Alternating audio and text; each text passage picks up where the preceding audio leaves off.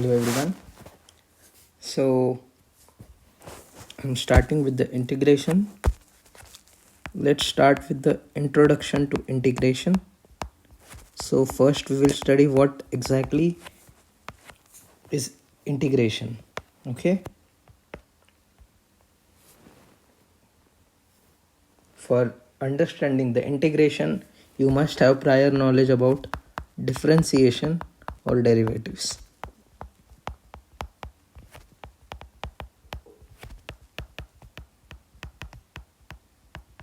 I hope all of you know at least basics of differentiation, like what are the formulas and what exactly is differentiation. I'll tell you just briefly what exactly differentiation means. If you remember, you must have studied in 9th standard about this curve. This is called distance time curve. So we used to draw or we used to have a curve like this, right?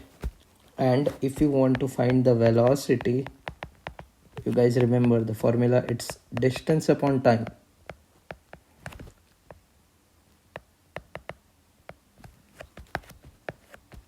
So what is distance upon time? It's basically means y upon x, and if they have given you the curve, how to find the velocity? You can find it by just considering 2 points. One point, let's say here, it is having coordinates x2 and y2. This is having coordinates x1 and y1. Okay. And if you find the slope about these 2 points, then we will get the velocity. Or we can also directly find it by taking the differentiation of the curve.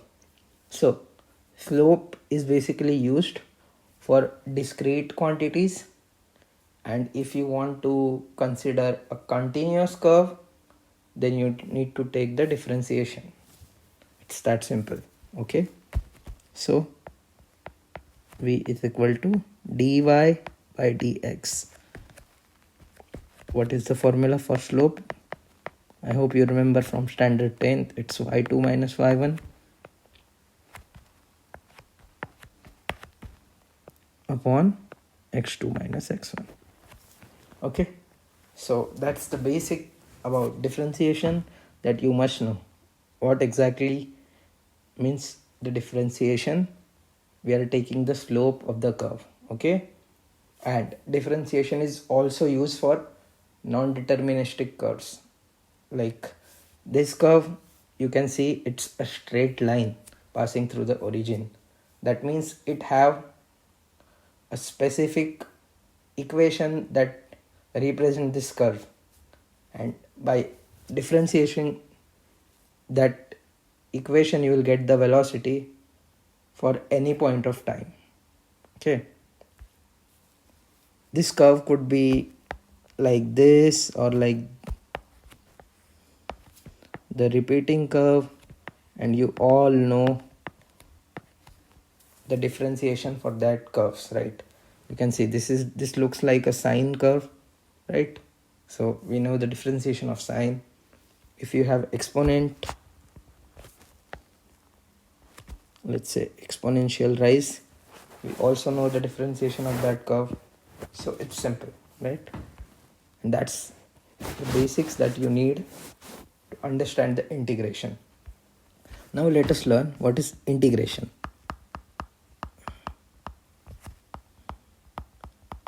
So integration is one of the most important part of the calculus that is being used in many different applications in science, arts and commerce field. That's why it is considered in all the 3 streams. So what could be the application of integration? For that we must know what exactly integration means. So let us again, it's related to the curves. Differentiation and integration, you can say they are complementary terms, right? So for differentiating, we take the slope, and inverse of that we take the integration. That means we are basically finding the area under the curve. Okay, so let's say this is point x1, this is point x2, and this is y-axis, this is x-axis. So if you want to find the area between these 2 points,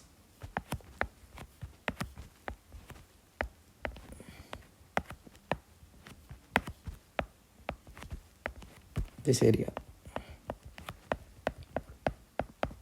then for that reason you need to take the integration. I'll give you one of the example that you have already studied again in the 9th standard. Okay, I'm using this 9th standard because I have taught some of the students, so they might remember, not sure. So let's take velocity time curve. So we have velocity on y-axis and time on x-axis. Let's say the car is traveling with constant velocity of 60 km per hour. Okay, this is time 0, time hours. Okay, yeah, 1 hour, 2 hour, 3 hour, 4 hour. Let's say we need to find the amount of distance that car has covered from 1 hour to 3 hours. So now we need to find the distance. So if you remember, we used to calculate the area under the curve when we were in 9th standard, right? So it looks like a rectangle, right? The height is velocity, and here velocity is 60 km per hour, and you can see the width is 1 to 3. It means 3 minus 1, that is 2, right? 2 hours. So you can easily calculate the area. Formula for area of rectangle is length into breadth, right? Here length is like our height, which is 60 km per hour, multiply by breadth is 2 hours. So r divided by r, multiply r, get cut. 62 is 120 kilometers. That means our car is traveling 120 kilometer distance in 2 hours of span, that is between 1 hour and 3 hours. So this is very simple example. Integration can be used for much more complicated examples than this. I could say if you are guys planning to do the engineering, then soon in the second year or third year you will get introduction to Fourier series or Fourier transform. So for those kind of transforms, Laplace transforms for finding the energy, for signals, also in mechanics for calculating the moment of inertia, velocity, kinetic energy, stress, strains, lots of applications will use integration as the base. That's why studying integration is one of the most important part. Okay, so let's move to the basic formulas that we use in integration. I'll write down the formulas, and after going through the formulas we can solve some questions related to integration. Okay, let's see. So if you remember,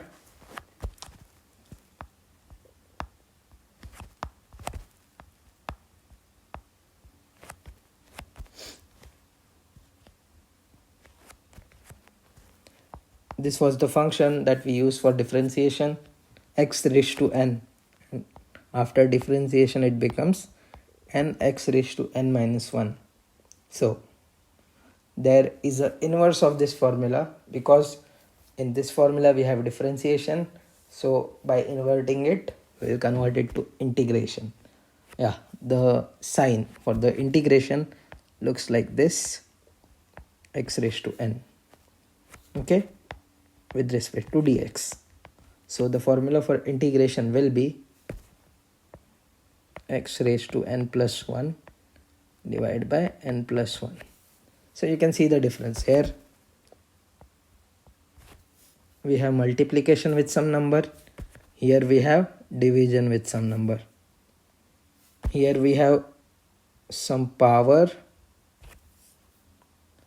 which is getting reduced. You can see n minus 1, and in integration you can see it's n plus 1. So they are basically inverse of each other. Okay, it's simple. Let's move to the second formula.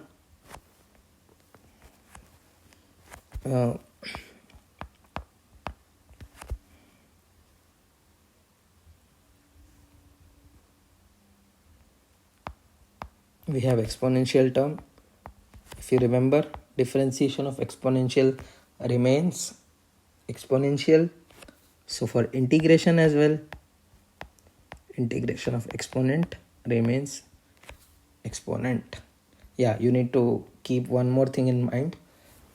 In this exercise, in these videos, we are going to learn about indefinite integrals.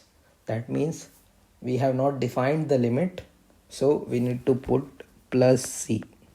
Okay, if you want to know why plus c, I'll give you just a simple example. Let's say we have 2x square plus 3, and let's say we have differentiated it. Okay, so if we differentiate, what we will get? 2 is a constant term. Differentiation of x square. Differentiation of x square is 2x raised to 2 minus 1. 2 minus 1 is 1. That's why 2x raised to 1. Okay. And 3 is a number which is a constant term. Differentiation of a number is 0. Right. So if you solve this, you will get 4x. Right. Now, if we take integration again of 4x, let's say I integrated 4x. Okay, according to the formula, 4 is a constant term. It will come out x. X means x raised to 1. So after integration, it will be x raised to n plus 1, like 1 plus 1, and divide by 1 plus 1. So that will become 4x square by 2, which will be 2x raised to 2. 2x raised to 2. Now you can see the difference. The original question was 2x square plus 3, but after differentiation it became 4x, and we try to invert it again by using integration, but we get only 2x square. We didn't get this plus 3 term back. Can you see? So for that reason, we always need to put plus c, because we are doing indefinite integral. That is, we are not putting the limits. Limits are like boundary conditions. That could be initial condition or the final condition or conditions in between. We will see that in the definite integrals. Okay, so you always need to remember, whenever you solve some kind of indefinite integral, you always have to put plus c. Okay, it's that simple. Let's move ahead. So you remember we had differentiation of sin x, and differentiation of sin was simply cos x. So it's the opposite thing. So if we integrate cos x, it will become sin x plus c. C is important. Then move ahead. If we differentiate cos, cos becomes minus sin. So if we integrate sin x dx, it will becomes minus cos x plus c. Right? Because cos x was minus sin, therefore sin will become minus cos. Simple. Then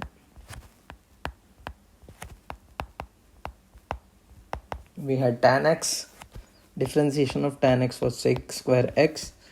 If you integrate sec square x dx, it will give us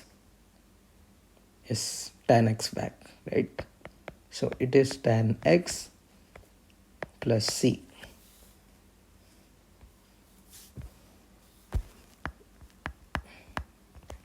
Then we had learned about differentiation of sec x. It was sec x tan x. So other way around, if we integrate tan x into sec x or sec x into tan x, it will give me back sec x plus c. Then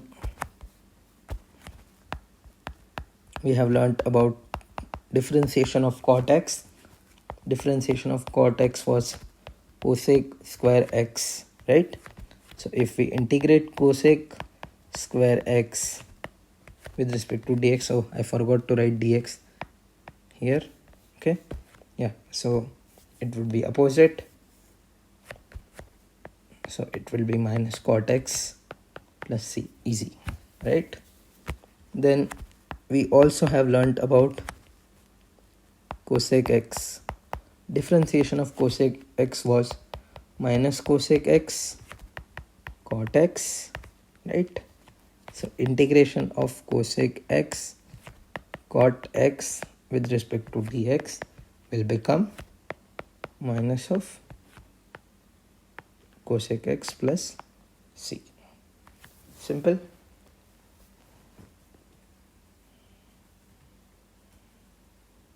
Then if you remember, we also have learnt about this differentiation of log x.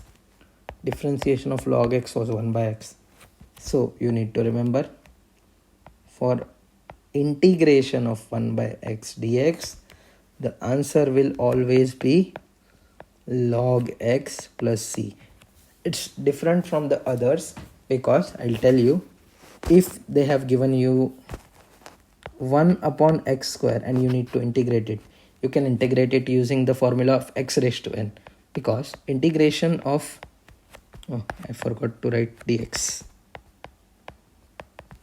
Yes, so you need to rearrange the equation as x to the power of minus 2, because anything which is in the denominator, that will become negative power, right? And now you can apply the formula x raised to n plus 1 divided by n plus 1.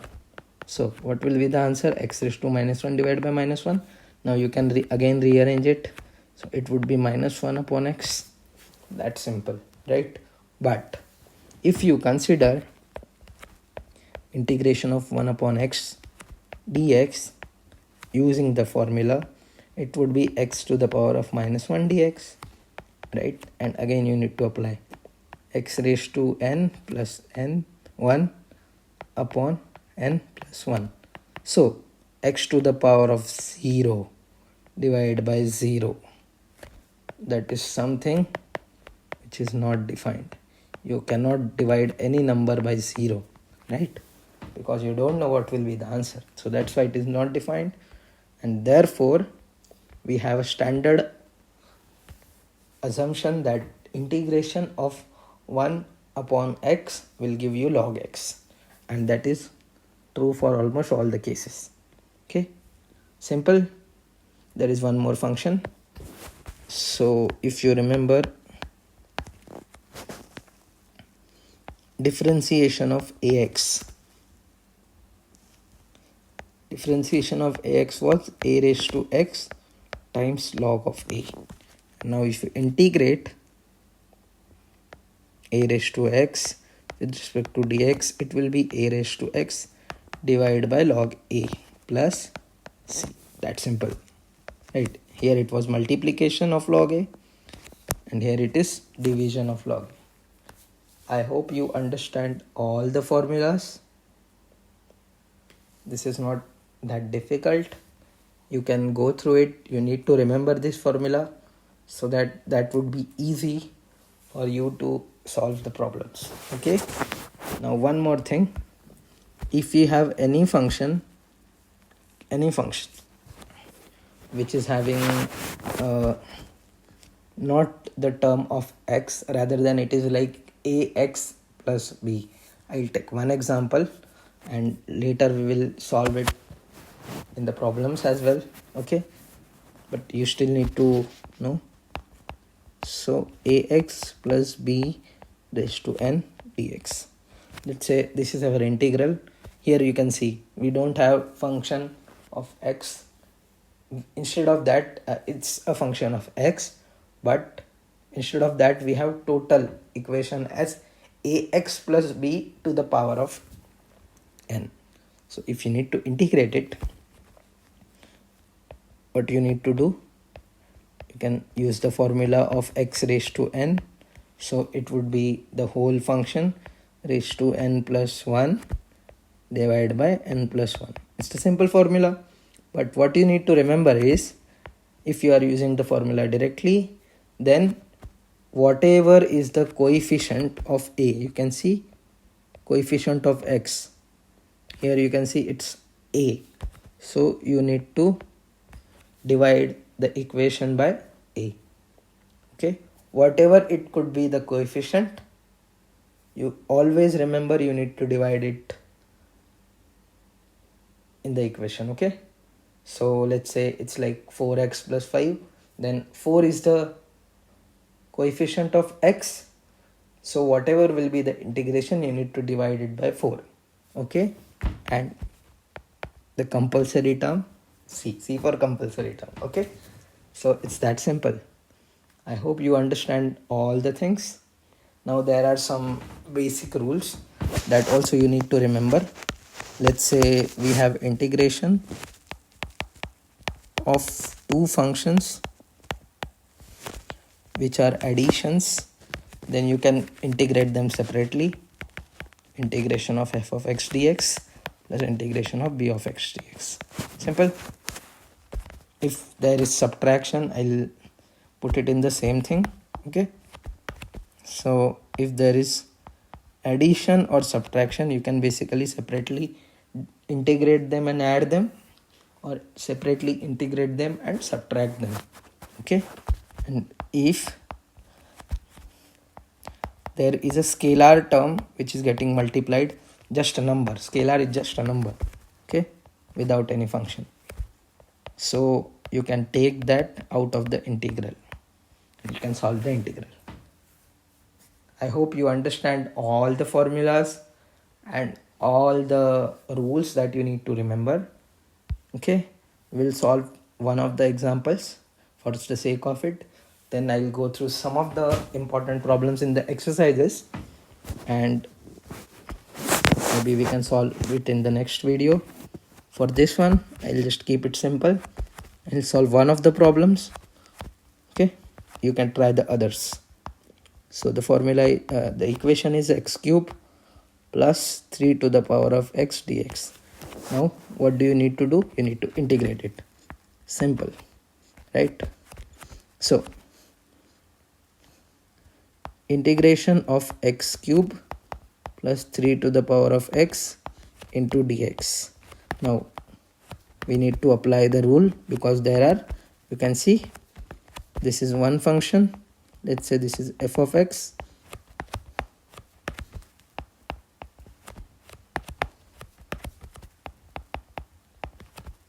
and this is g of x, right? Now again you need to use the rule. There is an addition in between these two, you can simply separate them, so you'll get x cube dx plus integration of 3 to the power of x dx.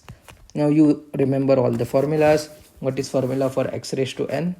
It's simply x raised to n plus 1 divided by n plus 1, right, plus c1, okay? For this integral we have the compulsory term. For the first equation or first function, it is c1. For the second function, you need to again solve it.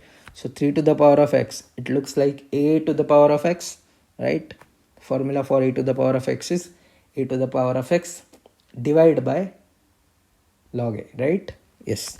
So it would be 3 to the power of x divided by log 3 plus c2. Simple. Now, as you can see, c1 is a number and c2 is again a number. So what we can do, we can write the functions of x together. So x to the power of 4 divided by 4 plus 3 to the power of x divided by log 3, and combine this c1 and c2 together and put it as c finally. Okay, so you can remember, you can directly put c, the compulsory term, at the end. Okay,